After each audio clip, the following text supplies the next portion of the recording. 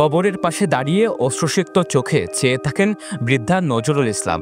হারানো সন্তানের স্মৃতিকে আঁকড়ে ধরে তার আর্জি এই কবরে যেন তার শেষ ঘর হয়, কারণ ছেলের কবর ছেড়ে যেতে চান না তিনি।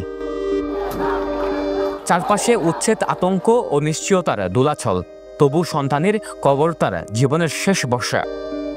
বুকভরা কষ্ট, ভাঙা হৃদয়ের আর্তনাদ আর অশ্রুর স্রোতে তিনি যেন পুরো এলাকার বেদনাকেও শব্দে রূপ দিচ্ছেন।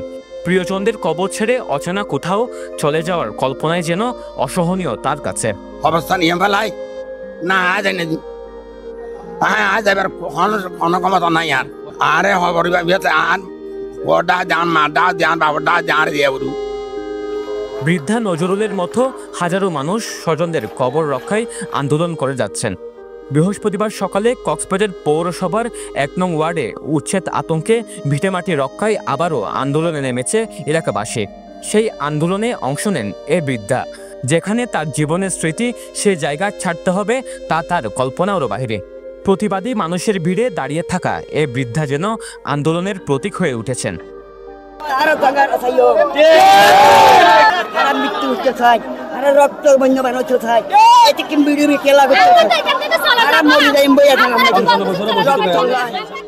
কক্সবাজার পৌরসভার ১ নং ওয়ার্ডের উচ্ছেদ আতঙ্কে ভিটে রক্ষার দাবিতে সমিতিপাড়া বাজার অবরোধ করে আন্দোলন করেছেন এলাকাবাসী, যেখানে হাজারো নারী পুরুষ এই অবরোধে অংশ নেন। আন্দোলনকারীদের অভিযোগ, দীর্ঘদিন ধরে বসবাস করলেও তাদের উচ্ছেদের নানাভাবে পায়তারা চলছে। চোখে মুখে আতঙ্ক আর বুকভরা ক্ষোভ নিয়ে তারা জানান, জীবনের শেষ আশ্রয়টুকু রক্ষার লড়াইয়ে পিছু হটবে না। এই পর্যন্ত আমাদের 3বার তালিকা করা হয়েছে, একে একে তালিকা করবে, কিছু করবে না বলে আমাদেরকে 3বার উচ্ছেদ করছে। আমরা আর কোনো তালিকা করতে দিব না। আমরা সবাই কেটে খাওয়া মানুষ, এখানে আমরা কক্সবাজারে কাজকর্ম করতে যাই বলে কক্সবাজার সচল আছে। আমরা আজিয়া 40 বছর ধরে এখানে বসবাস করে লার বাড়ি খাই, গুন্ডা ফান্ডার যত দিয়া পাই।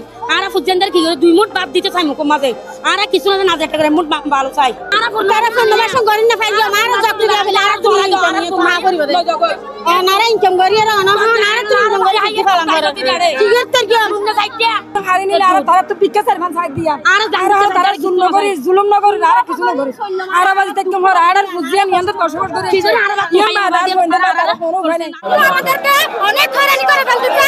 এক তালিকা দিয়ে সবাই আমরা তো আন্দোলনে অংশ নেয় বিভিন্ন স্কুল, মাদ্রাসা পড়ুয়া শিক্ষার্থীরা। তাদের জন্ম, বেড়ে ওঠা, পড়াশোনা সব এই জায়গায়। তাই নিজের জন্মস্থান প্রাণের বিনিময়ে রক্ষা করতে সকলেই এক কণ্ঠে সোচ্চার।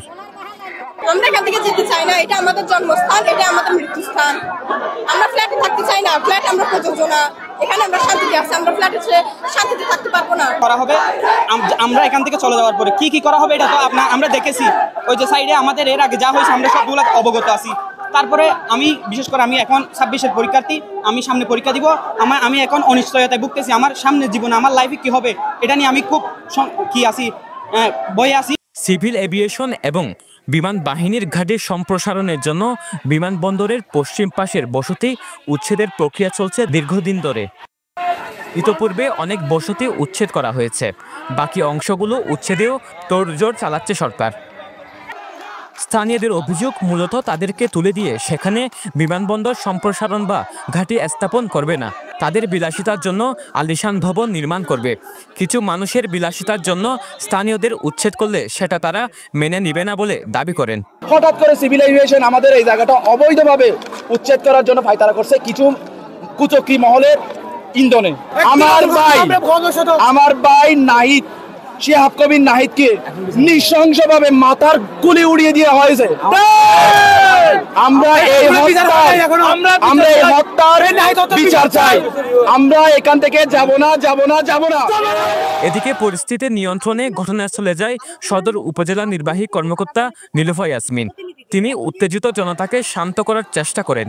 পরে সাংবাদিকদের জানান, এখানে উচ্ছেদ হবে না, যারা নিজ ইচ্ছায় পুনর্বাসিত হতে চায় তাদের তালিকা করা হচ্ছে। আমাদেরকে মেসেজ দেওয়া হচ্ছে যে অনেকেই আছে পুনর্বাসিত হতে আগ্রহী। এখানে একটা জিনিস খুব ক্লিয়ার ভাবে বলতে চাই, এখানে কিন্তু উচ্ছেদ শব্দটা প্রয়োগই হচ্ছে না, উচ্ছেদের কোনো বিষয় নাই। সরকার বলেছে পুনর্বাসনের লক্ষ্যে যে তালিকা প্রণয়নের জন্য, কারণ আমাদের ফ্ল্যাটগুলি প্রস্তুত। এখন এই ফ্ল্যাটগুলিতে যদি যারা পুনর্বাসিত হতে চায় তারা যদি না যায়, এই ফ্ল্যাটগুলি নষ্ট হবে না সরকারের। অথচ এখানে কিন্তু অনেক মানুষ আছে যারা যেতে আগ্রহী, আমরা সেই আগ্রহী মানুষদেরকেই আইডেন্টিফাই করার এবং তারা যে এখানে বসবাস করে সেটার তালিকা প্রণয়নের জন্য আমরা একটা উদ্যোগ গ্রহণ করেছি।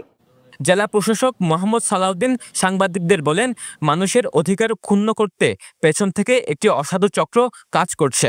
তিনি আরও জানান, পুনর্বাসনের জন্য সমিতিপাড়া ও কুতুবিয়াপাড়ার মানুষজন নিজেরাই তালিকা জমা দিয়েছে, সেই অনুযায়ী কাজ চলছে।